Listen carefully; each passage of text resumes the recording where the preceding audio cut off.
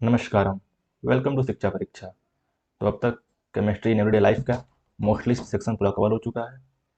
आज हम उसको फाइनल टच देने के लिए आए हैं और जहाँ तक मुझे उम्मीद है कि आज चैप्टर ख़त्म हो जाएगा। इसके साथ ही इसके कुछ एनसीईआरटी की जो एक्सरसाइज है उसके क्वेश्चन भी डिस्कस कर दूंगा मैं, जिससे आपका ये चैप्टर बोर्ड के लिए तो पूरा इजीली कवर हो जाए। और जेई मेंस का और नीट का मैं पीवाईक्यू का एक अलग से लेक्चर बना दूंगा, जिसमें कम से कम मैं 35 से 40 क्वेश्चन पीवाईक्यू करा दूँ, जिसके बाद आपको कोई एनसीईआरटी पढ़ने की जरूरत ना पड़े। बस आप ये लेक्चर देख लें और पीवाईक्यू कवर कर लें तो आपका 4 से 8 मार्क्स का काम आराम से हो जाए। तो अब तक लास्ट लेक्चर में हमने एंटीसेप्टिक एंटीबायोटिक डिसइंफेक्टेंट के बारे में पढ़ा था। आज हम करने जा रहे हैं केमिकल इन फूड्स। ठीक, जैसे अब तक हम लोग मेडिसिन के लिए यूज देख रहे थे, हम लोग देखते हैं कि जो केमिकल केमिस्ट्री के जो सब्सटेंस हैं या कंपाउंड्स हैं उसका यूज हमारे फूड मटेरियल में कैसे किया जाता है। जो chemicals of food in everyday life is food materials following, यानी अब देखिए कहाँ कहाँ यूज हो जाए केमिकल। एक कलरिंग एजेंट के लिए, यानी देखिएगा फूड होते हैं ना, देखेंगे स्वीट ही देख लीजिएगा, स्वीट्स को उसमें डिफरेंट कलर्स दिखते हैं, क्यों? वो केमिकल के थ्रू ही पाए जाते हैं, उसमें डाले जाते हैं। तो कलरिंग एजेंट, आर्टिफिशियल प्रिजर्वेटिव, मतलब एक नहीं होते, अच्छी खुशबू भी आती है उसमें से, वो भी होता है। फिर फ्लो स्टेबलाइजर्स, फिर बाइंडिंग सब्सटेंस। जैसे क्या होता है ना, देखेंगे जैसे कोई स्वीट ही है, उसमें 3 लेयर रहेगी, ऊपर एक लेयर रहेगी, फिर नीचे कोई और लेयर रहेगी, फिर नीचे एक और लेयर रहेगी। तो ये जुड़ते कैसे हैं? तो ये बाइंडिंग सब्सटेंस यूज किए जाते हैं उसमें। इसके अलावा आर्टिफिशियल स्वीटनेस, भाई शक्कर कितना काम करेगी, लेकिन उससे ज़्यादा ही स्वीटनेस आ जाती है मिठाई में, आ जाती है ना। तो उसके लिए भी हम लोग केमिकल्स का यूज़ करते हैं। एंटीऑक्सीडेंट, खाना या कोई भी चीज़ बनी रहे फूड मटेरियल, वो ज़्यादा दिन तक सर्वाइव करे, उसके लिए हम एंटीऑक्सीडेंट यूज़ करते हैं, जिससे वो ऑक्सीजन से रिएक्ट ना करे और वो ज़्यादा दिन तक हमारे लिए बची रहे। उसके अलावा मिनरल्स के लिए डाला जाता है, विटामिन के लिए और अमीनो एसिड के लिए। इस सेक्शन को छोड़ दिया जाए, इन 6 में कोई न्यूट्रिशन वैल्यू नहीं है। ठीक है, ये सब बस क्या है, ये सब बस उसको क्या कहते हैं, कलर देने के लिए, स्वीट देखने देने के लिए, सुगंधित बनाने के लिए, मतलब बस उसको अच्छा बनाने के लिए यूज किए जाते हैं। लेकिन ये है मिनरल विटामिन, ये हमारे लिए न्यूट्रिशनल वाला काम भी करता है। ठीक, अभी मैंने मेंशन कर दिया है, except 7 remaining substance do not have any nutritional value. ठीक है, अब सबसे पहले थोड़ा डिस्कस कर लेते हैं उसके बारे में। तो पहला है आर्टिफिशियल स्वीटनेस। ये क्या करते हैं? This do not impart any calories to the body. एकदम साफ साफ बोल दे रहा है कि ये बॉडी में कोई कैलोरी यानी कोई एनर्जी नहीं प्रोवाइड कर रहे हैं। ठीक, since this substance are excreted through urine, क्योंकि जब हम लोग मतलब हमारे यूरिन के थ्रू ये बॉडी से बाहर निकल जाते हैं। It appears to be entirely inert and harmless when taken, मतलब जब भी हम इसको खाते बाते हैं तो लगता है कि पूरा क्या है, ये एकदम इनर्ट है, एकदम हार्मलेस है जब हम इसको खाते हैं उस टाइम के लिए। अब देखते हैं क्या क्या इसमें इसके सब टॉपिक्स क्या हैं। जब आपका सैकहरीन है, जिसको हम लोग ऑर्थोसल्फोन बेंजीअमाइड बोलते हैं, वो पहला फर्स्ट पॉपुलर स्वीटनिंग एजेंट है। ये डायबिटिक पर्सन के लिए भी यूज किया जाता है। इसकी जो स्वीटनेस होती है ना, जिस पर्सन को डायबिटीज है उसके लिए बड़े फायदे की चीज होती है। ठीक है, यहाँ पे लिखा हुआ है एनसीईआरटी में, it appears to be entirely harmless when taken, ये पॉइंट है ना। इसके अलावा देखिएगा आगे एनसीईआरटी में दिया है, it is a great value to diabetic person who need to control intake of calories. जो डायबिटिक पर्सन है उसको कैलोरी, मतलब कैलोरी को कैलोरी जो लेते हैं बॉडी में, उसको नहीं लेना होता है। तो ये पहली बात मैंने बोल दिया था, क्या करता है ये जो आर्टिफिशियल स्वीटनेस होते हैं, this do not import any calories to the body. ये हमारी बॉडी में कोई कैलोरीज एनर्जी मतलब कैलोरीज नहीं प्रोवाइड करते हैं। तो जो आपका ये सैकरीन है, जो हम लोग तो सल्फोबेंजीमाइड बोलते हैं, ये आपका डायबिटिक पर्सन के लिए ग्रेट वैल्यू प्रोवाइड करता है, क्योंकि ये कंट्रोल करता है इंटेक ऑफ कैलोरीज को। ठीक है, इसके बाद देखते हैं अगला है, इसका और क्या है, aspartame. aspartame aspartame is the most successful and widely used artificial sweetener, roughly 100 times sweet as sugar cane. ये जो शक्करीन है 550 टाइम्स स्वीट होता है, 550 गुना। जो शुगर केन जानते हैं, गन्ने गन्ने मान लीजिए कि जो गन्ना होता है ना, उससे 550 गुना ज़्यादा मीठा होता है शक्करीन, जिसे हम लोग आर्थोसल्फोबेंजीमाइड बोलते हैं। तो आपका एस्पार्टेम है, ये 100 टाइम्स होता है as sweet as sugar cane. और इसका यूज भी होता है, मतलब इसका सबसे ज़्यादा हम लोग इसी का यूज करते हैं एस्पार्टेम का, क्योंकि इसकी स्वीटनेस थोड़ी सी कम होती है एज कम्पेयर टू अदर्स, बस 100 टाइम्स होता है। इसके अलावा क्या है, ये बना कैसे है, इसमें बता दे रहा मैं बना कैसे है। ये इसका मैं एक डायग्राम यहाँ पे लाया हूँ, एनसीईआरटी का चार्ट है। ये अस्पार्टिक एसिड और phenyl phenyl alanine methyl ester part से बना है। ठीक है, ये क्या है, एस्पार्टिक एसिड है ये पार्ट इसका, और इसका पार्ट है आपका phenyl alanine methyl ester part. ये कितना होता है sweetness value as compare to sugar के, 100 टाइम्स होता है। ये सकारीन का स्ट्रक्चर है। इसका मैंने नाम क्या बताया था आपको, अभी देख लीजिएगा, ऊपर मैंने बताया अभी आपको इसका नाम। इसका नाम था आपका ऑर्थोसल्फोन बेंजीअमाइड। ये इसका स्ट्रक्चर देख लीजिए, ये होता है, ये एग्जाम में पूछा है नीट में, स्ट्रक्चर ऑफ सक्राइन ये होता है।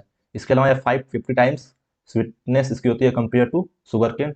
इसके अलावा सुक्रालोज, इसका स्ट्रक्चर टफ होता है। ये देखिए इसका स्ट्रक्चर है, ये ज्वाइंट यहाँ ओ से जुड़ा है, इसमें दोनों स्ट्रक्चर यहाँ पे देख लीजिएगा ओ से।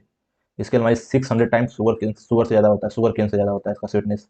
उसके बाद क्या है, एलिटियम है, इसका स्ट्रक्चर देख लीजिएगा एनसीईआरटी में। ये 2000 टाइम्स क्या होते हैं, मच उसकी वैल्यू होती है कंपेरिजन टू कैन शुगर। ये 2000 टाइम्स, सॉरी 2000 टाइम्स। समझ रहे हैं कितना ज़्यादा मीठा है शुगर केन से। तो ये चार्ट एनसीईआरटी में दिया हुआ, इसको डिस्कस मतलब देख लीजिएगा। देखिए मैं एस्पार्टेम के बारे में डिस्कस कर रहा था। तो ये most successful and widely use artificial sweetener है, रफली 100 times sweeter as sugar cane. इसके अलावा क्या है, इसका यूज होता है जो लिमिटेड होता है cold food and soft drink के लिए, क्योंकि इनका जो ये अनस्टेबल होता है एट कुकिंग टेम्परेचर्स। ये कुकिंग टेम्परेचर पे अनस्टेबल है। और बाय द वे ये क्वेश्चन एनसीईआरटी का एक्सरसाइज का है, पूछा है शायद एनसीईआरटी एक्सरसाइज में। क्वेश्चन नंबर मैं देख लेता हूँ एक बार।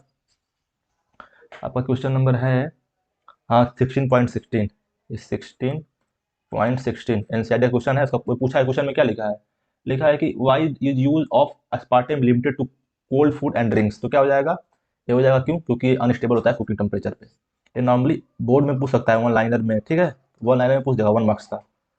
तो ये आपका बड़ा क्वेश्चन में डिस्कस हो गया एक तरह से मान लीजिए। इसके अलावा पूछा था वो आर्टिफिशियल स्वीटनेस के बारे में पूछा है बोर्ड में। तो ये चीज़ आज पहले देख लीजिए इसको, फिर आगे चलते हैं। अब है एलिटेम। ये क्या है, alitame is high potency sweeteners अल्थो it is more stable then aspartame. देखिए क्या है, ये मोर स्टेबल है एस्पार्टेम से, लेकिन इसकी शुगर की वैल्यू कितनी जानते हैं, 2000 टाइम्स है as sugar cane. Sugar cane के कंपेयर में 2000 गुना ज़्यादा उससे पावरफुल था। और जो आपका एस्पार्टेम था वो 100 टाइम्स था। तो इसको यूज क्यों नहीं कर पाएंगे, क्योंकि इसका जो control of sweetness is difficult while using it. Question पूछ देगा why is alitame is not use, मतलब नॉट यूजफुल, क्यों नहीं यूज कर सकते हैं इसको, क्योंकि ये देखिए भाई ये तो स्टेबल भी है एस्पार्टेम से। इसको इसलिए यूज नहीं कर पाएंगे क्योंकि the control of sweetness of food is difficult. इसको जो देखिए भाई इसकी 2000 गुना स्वीट है इसकी शुगर केन के मुकाबले, इसको कंट्रोल ही नहीं कर पाएंगे। हालांकि हम लोग जो एस्पार्टेम है उसको 100 टाइम्स है, इसको कुछ कुछ हद तक कंट्रोल कर लेंगे, तो इसलिए हम इसको यूज नहीं कर पाते हैं। ठीक है, अब आगे चलते हैं आर्टिफिशियल प्रिजर्वेटिव के बारे में। ये क्या करते हैं, this prevent spoilage of food by stopping the growth of micro organism. ये जो होते हैं ना आर्टिफिशियल प्रिजर्वेटिव्स, ये फूड के स्पॉइल होने से बचते हैं by stopping the growth of micro organism. और खाना को रख देंगे तो वो भी खराब हो जाता है, उस पर माइक्रो ऑर्गेनिज्म अटैक कर देते हैं। तो जो आर्टिफिशियल प्रिजर्वेटिव्स होते हैं वो उसको उससे प्रिवेंट करते हैं। For example sodium benzoate, sodium metabisulphite, ये सब इसके एग्जाम्पल हैं। ठीक, इसको भी एनसीईआरटी में देख लीजिएगा, इसमें कुछ है नहीं। इसके अलावा क्या है आपका अगला, antioxidant. This prevent the spoilage of food by preventing the oxidation of food. Simple सी बात है, ऑक्सीजन से रिएक्ट करके फूड खराब हो सकता है। ठीक, तो हम लोग इसके लिए एंटीऑक्सीडेंट यूज करते हैं, जिससे क्या होगा, फूड स्पॉइल नहीं करेगा bye preventing the oxidation of food. मतलब ऑक्सीडेशन हो जाएगा तो फूड खराब हो जाएगा, तो उससे प्रिवेंट करने के लिए हम लोग क्या करते हैं, एंटीऑक्सीडेंट्स। इसका एग्जाम्पल कौन कौन से है, butylated hydroxyl toluene BHT, butylated hydroxyl anisole BHA। अब देखिए जो BHA होता है ये बटर में यूज किया जाता है। क्यों यूज किया जाता है, क्योंकि उसकी जो शेल्फ लाइफ होती है महीनों से बढ़ा के सालों तक कर देता है। जो बटर यूज होता है ना, बटर आप देखते हैं ना, जैसे मान लीजिए अमूल का ही बटर आता है, ठीक, उसमें BHA यूज किया जाता है। क्यों, क्योंकि जो उसकी शेल्फ लाइफ होती है, जैसे मतलब दुकान पे आता है तो बेचना रहता ही है, और एक दिन में बेचेगा, 10 दिन बिकेगा, 10 महीने में बिकेगा, तो कोई फिक्स नहीं है कितने दिन बिका जाएगा। तो इसकी सेल्फ लाइफ हमको बढ़ानी पड़ेगी, क्योंकि ज़्यादा दिन तक सामान हमारा मार्केट में टिका रहे, इसलिए हम उसमें यूज करते हैं क्या, BHA। इसके अलावा एक और पॉइंट इसमें दिया है एनसीईआरटी में, समटाइम्स BHT और BHA, ठीक, इसको साइट्रिक एसिड से मिलकर यूज किया जाता है, जिससे साइट्रिक एसिड से, जिससे और इफेक्टिव हो जाता है एंटीऑक्सीडेंट। अगर ये तीनों मिल जाएंगे क्या, BHT BHA और साइट्रिक एसिड, तो ये मोर इफेक्टिव हो जाएंगे और अच्छा एंटीऑक्सीडेंट बन जाएगा। एनसीईआरटी में डाइस के बारे में तो नहीं दिया है, मैं बता दे रहा हूँ थोड़ा सा। और जो एंटीऑक्सीडेंट है इसमें और बता दे रहा हूँ थोड़ा सा आपको। इसमें आपका क्या हो जाएगा कि ये वाइन में एंटीऑक्सीडेंट, वाइन में, बियर में, इसके अलावा आपका शुगर सिरप्स में, ये सब यूज किया जाता है। ठीक, फ्रूट में, वेजिटेबल में, सब में यूज किया जाता है इसे, जिससे वो ज़्यादा दिन तक सेफ रहे, ऑक्सीडेशन ना करे। ठीक है, अब आते हैं डाइस के बारे में। डाइस क्या है, dyes are the colour organic compound that are used to import colour to the various substance including paper, leather, fur, hair, drugs, cosmetics. ये जिससे सर में भी लगाते हैं डाई। तो ये सब क्या है, केमिकल्स होते तो है, नहीं देखते हैं, किसी किसी को रिएक्शन भी कर जाता है, किसी किसी का सर फूल जाता है रिएक्शन के कारण, और डाई यूज करेगा तो फिर उसे एलर्जी की दवा खानी पड़ती है। तो वो भी सब क्या है, ये सब भी केमिकल्स है, डाई भी केमिकल में आ जाएगा। डाइस को हम लोग क्लासिफाई करते हैं दो तरह में, natural dice and synthetic dice. ठीक, तो ये केमिकल इन फूड हो गया। फिर थोड़ा सा डाइस के बारे में डिस्कस कर लिया। फिर मैंने यहाँ पे एक चार्ट ही दिया है, इसको देख लीजिए एक बार। एस्पार्टेम था, जो एस्पार्टिक एसिड और फिनाइल एनालिन मिथाइल एस्टर से बना है, जो 100 टाइम्स शुगर ज़्यादा होता है इसका, क्यों? क्योंकि भाई ये केमिकल ही है, ठीक। इसके अलावा सेकरिन के बारे में डिस्कस करा था, फिर सुक्रालोज के बारे में डिस्कस करा था, या फिर एलिटेम के बारे में। तो एलिटेम इसलिए यूज नहीं कर सकते हैं क्योंकि इसकी शुगर की वैल्यू हम लोग कंट्रोल नहीं कर सकते हैं। और ये क्यों नहीं यूज कर सकता है? क्योंकि ये अनस्टेबल होता है कुकिंग टेम्परेचर पे, इसलिए हम कूल फूड में और कोल्ड ड्रिंक में इसको यूज नहीं करते हैं। अब थोड़ा आगे और चलते हैं। अब आगे चलने का मतलब हम आएंगे अब क्लीजिंग एजेंट के बारे में। तो क्लींसिंग एजेंट कौन कौन से हैं, ठीक। तो क्लींसिंग एजेंट आपके सोप हो गए, डिटर्जेंट हो गए, ये सब क्या है? क्लींसिंग एजेंट है आपके, ठीक है। तो आपका कौन कौन सा सोप हो गया, डिटर्जेंट हो गया, ये सब क्या है?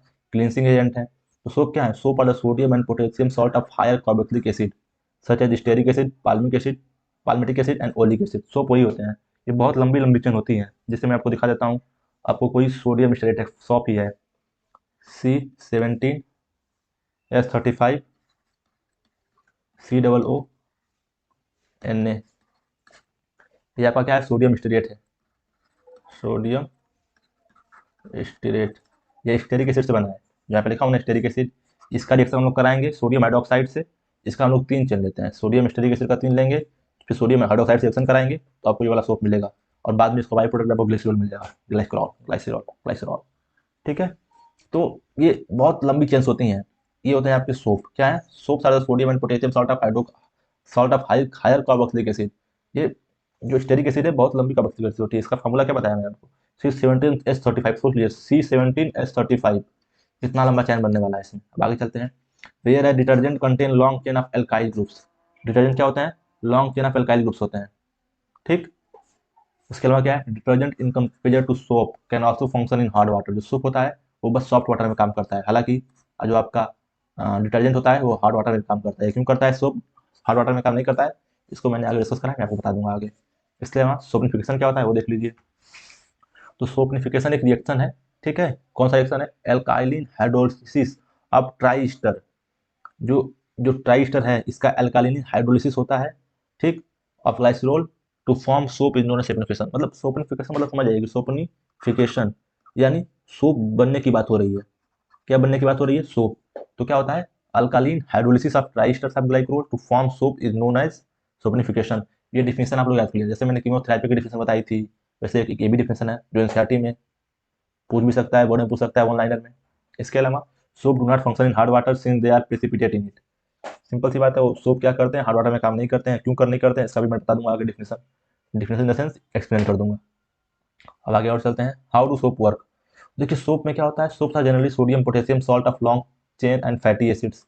इसमें एसिडिक पार्ट भी है, इसके अलावा इनके पास क्या है? लॉन्ग चेन भी होती है सोडियम और पोटेशियम की। देखिए यहाँ पे सोडियम है। तो सोप मालिक्यूल के पास 2 वैल्यू होती है, एक हाइड्रोफोबिक एंड हाइड्रोफिलिक। हाइड्रोफोबिक यानी हाइड्रो मतलब क्या होता है? वाटर। तो एक हाइड्रोफोबिक मतलब होता है डरना, नहीं कहते हैं फोबिया है उसको, पानी का फोबिया, हाइड्रोफोबिया, सब क्या होता है? डरना होता है, ठीक। और एक होता है हाइड्रोफिलिक। फिलिक होता है यानी प्यार, यानी एक होता है पानी से डरने वाला, एक पानी से प्यार करने वाला। तो जो सोप के पास होते हैं 2 वैल्यू होते हैं, एक हाइड्रोफोबिक वैल्यू होता है, एक हाइड्रोफिलिक वैल्यू होता है। अब ये कैसे वर्क करता है आगे देखिए। तो आगे देखता है। तो हाइड्रोफिलिक पार्ट होता है, क्या करता है ये हाइड्रोफिलिक पार्ट? देखिए भाई हाइड्रो मतलब क्या दिया? हाल। हाइड्रो मतलब होता है पानी, और फिलिक मतलब होता है प्यार करने वाला, यानी पानी से प्यार करने वाला, पानी से प्यार करने वाला। तो सिंपल सी बात है, पानी से प्यार करेगा तो क्या करेगा? पार्ट क्लिंग्स टू वाटर, यानी पानी से जुड़ जाता है। और वेन वॉशिंग, जब हम लोग वॉश करते हैं, जब भी हम सोप यूज करेंगे तो जो पानी से जुड़ जाएगा सोप हो जाएगा, जो मतलब हाइड्रोफिलिक पार्ट होगा। उसके अलावा जो हाइड्रोफोबिक पार्ट होगा, हाइड्रोफोबिक इंड होगा, वो क्या करेगा? वो डॉट पार्टिकल से जुड़ जाता है। यानी जब भी हम कपड़े धुलते हैं तो जो आपका हाइड्रोफिलिक पार्ट होता है पानी से जुड़ जाता है, क्योंकि हाइड्रोफिलिक यानी हाइड्रो यानी वाटर से प्यार करने वाला, हाइड्रोफोबिक यानी पानी से डरता है ये भाई, तो पानी से पास जाएगा नहीं, तो डर्ट पार्टिकल पास चला जाता है। दस when you put the water away, जब हम पानी से वाटर को मतलब पानी को बाहर करते हैं तो डर्ट पार्टिकल्स पास अवे। तो हाइड्रोफोबिक पार्ट में जो डर्ट पार्टिकल्स होते हैं वो भी बह जाते हैं उसके साथ ही, ठीक। और देखेंगे तो वो अलग ही रहता है, क्योंकि वो पानी से डरता है तो अलग ही रहता है। तो कैसे सोप वर्क करता है? तो बोलेंगे कि सोप के पास 2 वैल्यू होती है, एक hydrophobic and hydrophilic. Hydrophilic part clings to the water when washing, and hydrophobic in clings to the dirt particles. यानी हाइड्रोफिलिक पार्ट क्या करेगा? पानी के साथ आ जाएगा, हाइड्रोफोबिक पार्ट डर्ट पार्टिकल के साथ। जब हम पानी को दूर करेंगे तो वहां से डर्ट पार्टिकल भी चला जाएगा उसके साथ। तो इस तरह से आपका सोप वर्क करता है। बात समझ आ गई होगी आपको, ठीक। हाइड्रोफिलिक एंड हाइड्रोफोबिक, ये बात समझ लीजिएगा। अब आते हैं टाइप ऑफ सोप में। तो सोप कई प्रकार के होते हैं, toilet soap, floating soap, transparent soap, medicated soap, shaving soap, laundry soap, सब होते हैं। ये जो टॉयलेट सोप होता है, prepared by using better grades of fat and oil and care is taken of to remove excess of alkalis, ठीक। भाई देखिए टॉयलेट सब मतलब ज़्यादा अल्काली को रिमूव करने के लिए यूज़ किया जाता है। उसके अलावा फ्लोटिंग सॉफ्ट होते हैं, this can be prepared by beating the soft bubbles. जो सॉफ्ट के बबल होते हैं उनको हार्ड करके सॉफ्ट मतलब सॉफ्ट में बीट किया जाता है तो बनाया जाता है आपका फ्लोटिंग सॉफ्ट्स। उसके बाद क्या होता है ट्रांसपेरेंट सॉफ्ट होते हैं, these are made dissolving the soap in ethanol then evaporating the excess of solvent.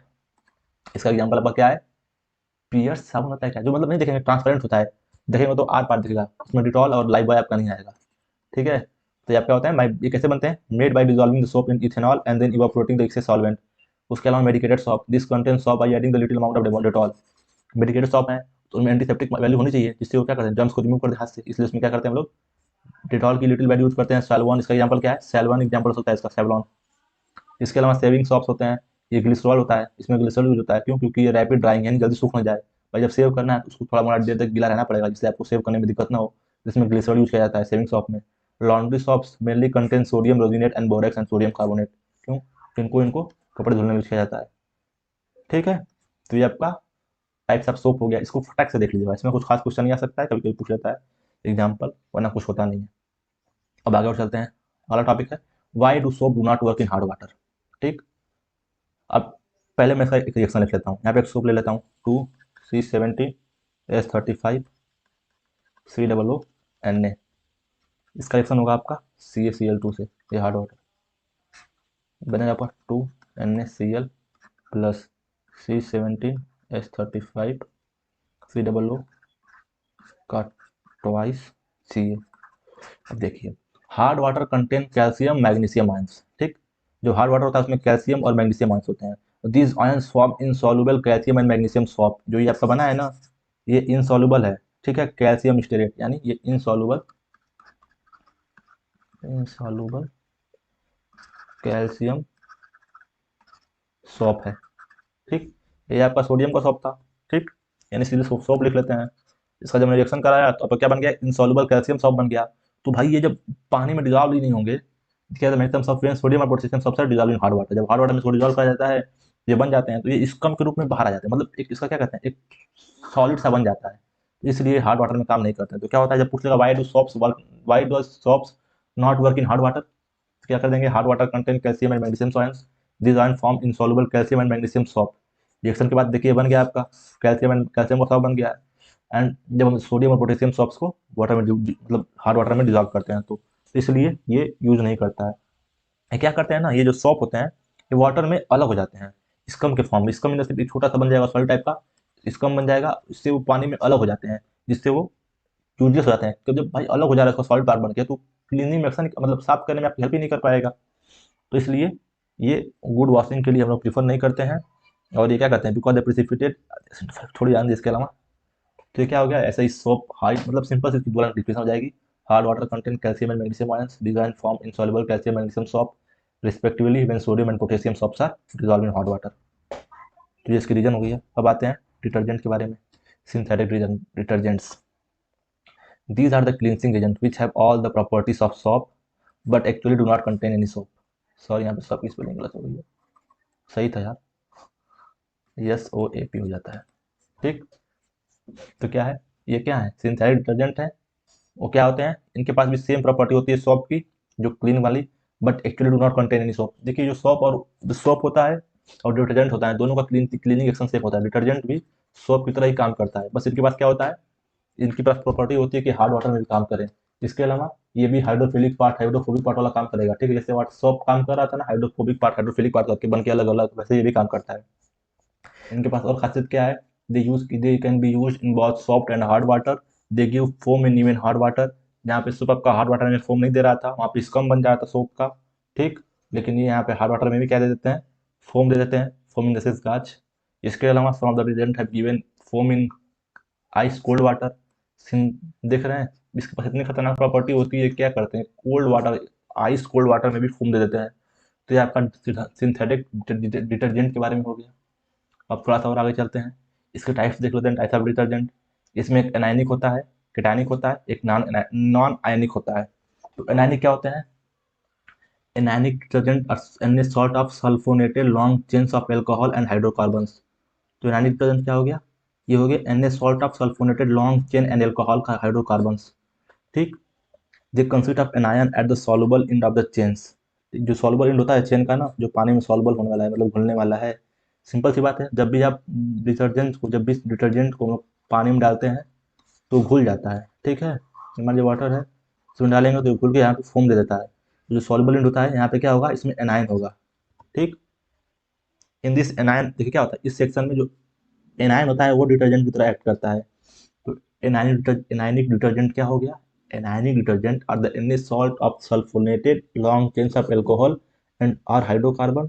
ये कंसिस्ट ऑफ होते हैं किसके, एनायन के सॉल्युबल इंड में, क्योंकि इनका जो एनायनिक पार्ट होता है वही डिटर्जेंट की तरह एक्ट करता है। इसका एग्जाम्पल क्या है, सोडियम लॉरिल सल्फेट, इसके अलावा सोडियम डाई डोडेकाइल बेंजाइल सल्फेट, इसके एग्जाम्पल हो गए। इसके अलावा इसके बाद ये कहाँ यूज किए जाते हैं, they are mostly useful for the household work. इसके अलावा एनायनिक डिटर्जेंट कहाँ यूज किए जाते हैं, टूथपेस्ट में, ठीक। तो एनायनिक डिटर्जेंट होता है, इसके में क्या होता है कि इसका एनायन जो होता है वो डिटर्जेंट की तरह ऐड करता है, क्योंकि जो सॉल्युबल होता है वो एनायन का बना होता है। इसके अलावा अब आते हैं कीटानिक डिटर्जेंट पे। जो आपका कीटानिक डिटर्जेंट है वो आर क्वाटरनरी एमोनियम सॉल्ट होते हैं of amines with anions as acetate, chlorides, bromides. जो इसमें एनायन होंगे वो क्या होंगे, एसिडेट होंगे, क्लोराइड होगा एंड ब्रोमाइड होगा। तो the cationic part consists of long hydrocarbon chain and positively charged nitrogen atom। और जिसका cationic part होता है उसमें क्या होता है, लॉन्ग हाइड्रोकार्बन चेन होगा and positively charge nitrogen atom होता है, ठीक। तो इसका cationic पार्ट में होता है। एनायनिक पार्ट में क्या होता है, एसिडेट होता है, क्लोराइड होता है एंड ब्रोमाइड होता है। और इसका मैं एक फॉर्मूला लिख दे रहा हूँ यहाँ पे, ठीक है, यहाँ पे दिखा दे रहा हूँ, देख लीजिएगा। जैसे मान लीजिए यहाँ पे एन है, यहाँ पे और यहाँ पे सी एस थ्री है, C H three C H three. इसके अलावा यहाँ पे सी एच टू है, ठीक। और यहाँ पे जो सी एच टू 15 टाइम्स रहता है। इसके अलावा यहाँ पे ये कैटानिक पार्ट हो गया और बी आर के यहाँ पे हो गया एनानिक पार्ट हो गया, यानी ये कैटानिक पार्ट हो गया और ये एनानिक पार्ट हो गया। तो जो कैटानिक पार्ट होता है इसमें ये क्या करता है, ये एक्शन में रहता है। क्या होता है, जो cation act as a detergent, जो कैटानिक डिटर्जेंट है, इसका नाम देखिए ना, कैटानिक डिटर्जेंट बोलते हैं, यानी इसमें जो कैटायन होता है वो डिटर्जेंट की तरह काम करेगा। जो एनानिक वाला रहेगा उसमें एनायन डिटर्जेंट की तरह काम करेगा।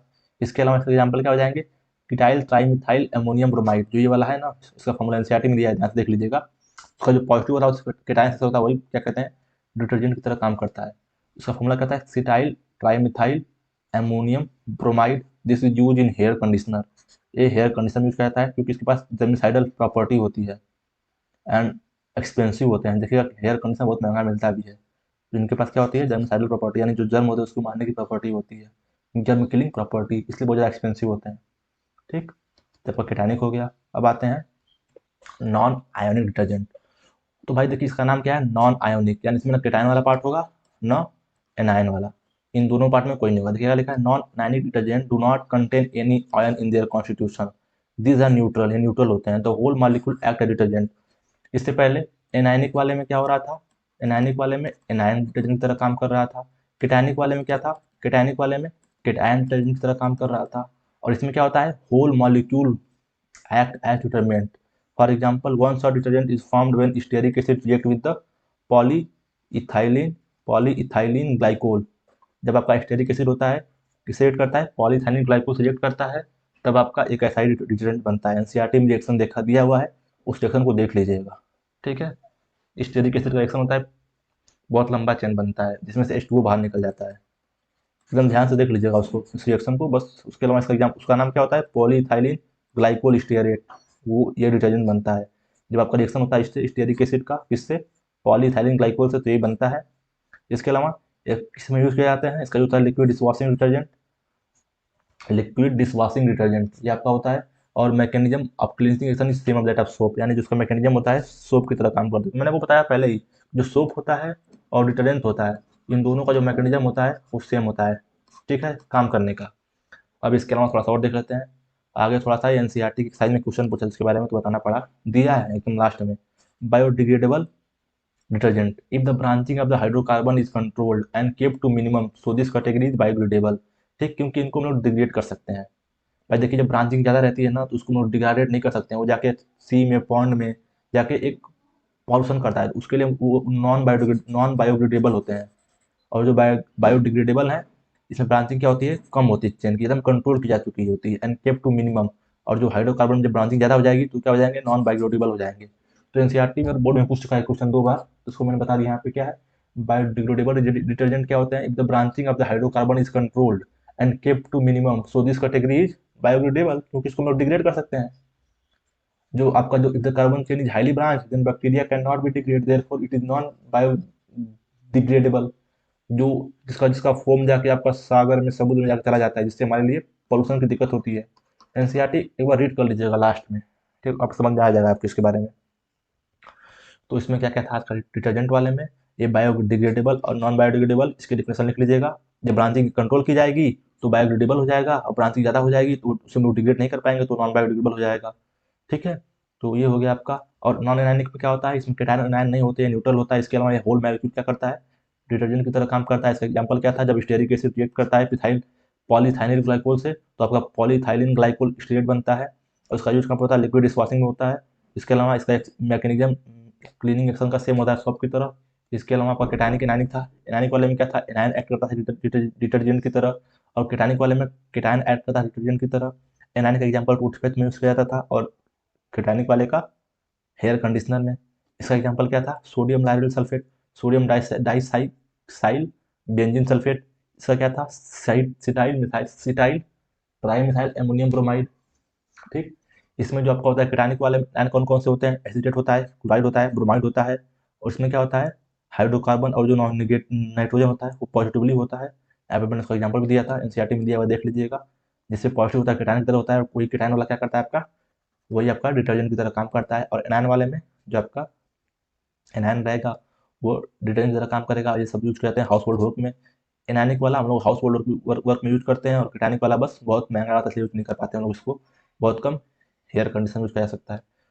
उससे पहले हमने सिंथेटिक डिटर्जेंट के बारे में डिस्कशन बताया था, जिसमें हमने बताया था क्या होता है, ये हॉट वाटर में भी फोम देता है, यहाँ तक कि कोल्ड वाटर में भी फोम दे देता है। उसके पहले हमने बताया था कि सोप काम क्यों नहीं करता है हार्ड वाटर में।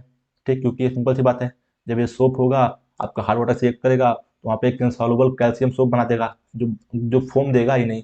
जब आपका फोम देगा ही नहीं तो सोप कैसा? तो इसलिए यूज नहीं करते हैं इसको। इसके अलावा आपका लास्ट था क्लीनिंग एजेंट, बताया था मैंने कैसे काम करता है। हाइड्रोफिलिक पार्ट क्या करता है? पानी से जुड़ जाता है, हाइड्रोफोबिक पार्ट डर्ट से जुड़ जाता है। जब पानी दूर जाता है तो उसके साथ डर्ट पार्टिकल भी चला जाता है। फिर टाइप्स ऑफ सोप मैंने बताया आपको। उससे पहले आपका सोप क्या होता है, डिटर्जेंट क्या होता है, इसको थोड़ा सा बताया था, एक बेसिक किया था। और उससे पहले आपका केमिकल इन फूड। तो इस हिसाब से आपका ये चैप्टर खत्म होता है। इसमें मैंने एनसीईआरटी के इन टेक्स्ट के सारे क्वेश्चन बता दिए हैं इन वीडियो। कैसे समझिए? जैसे मान लीजिए एस्पार्टेम वाला क्वेश्चन था, एलिटेम वाला क्वेश्चन था। ठीक, उस जगह की डायबिटिक के लिए कौन सा यूज करते हैं तो बोलेगा सैकरीन वाला यूज करेंगे। उस जगह एनसीईआरटी में दिया है क्वेश्चन कि डायबिटिक पर्सन के लिए कौन सा शुगर यूज किया जाता है। ठीक, स्वीटनर एजेंट, तो आपका क्या था? सैकरीन, क्योंकि इसके पास डायबिटिक पर्सन के लिए थोड़ी ज़्यादा वैल्यू होती है, यूज करते हैं। ठीक, स्पार्टम क्यों नहीं यूज कर सकते हैं? कि स्पार्टम के पास क्या होता है? स्पार्टम होता है, स्पार्टम के पास क्या होता है? ये आपका अनस्टेबल होता है कुकिंग टेम्परेचर पे। एल्यूटियम क्या है? एल्यूटियम होता है, इसका कंट्रोल होता है, स्वीटनेस को कंट्रोल करने का बहुत डिफिकल्ट पड़ जाता है।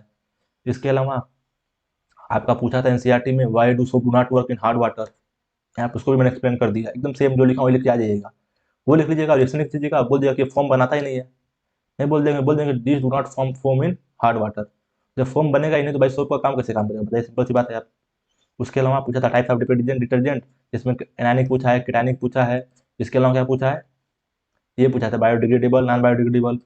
उसके अलावा पूछा difference between antiseptic and disinfectant. तो एंटीसेप्टिक क्या करता है तो मैंने लास्ट लेक्चर में डिस्कस करा है, अगर आपने नहीं देखा तो उसको देख लीजिए। एंटीसेप्टिक क्या होता है? एंटीसेप्टिक क्या होगा? एंटीसेप्टिक में फर्क हो जाता है कि एंटीसेप्टिक आपका हम लोग उसमें जो होती है, जो कंसंट्रेशन होती है उसकी कम होती है।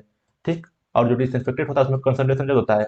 एंटीसेप्टिक हम लोग लिविंग के लिए यूज़ करते हैं, और डिसइंफेक्टेड नॉन लिविंग के लिए यूज़ करते हैं। तो ये सब सारी चीज़ें मैंने लास्ट क्लास में डिस्कस कर ली थी, और आज हमने ये केमिकल इन फूड डिटर्जेंट ये सब डिस्कस करके ये चैप्टर को पूरा खत्म कर दिया। तो उम्मीद करते हैं आपको समझ में आएगा चैप्टर।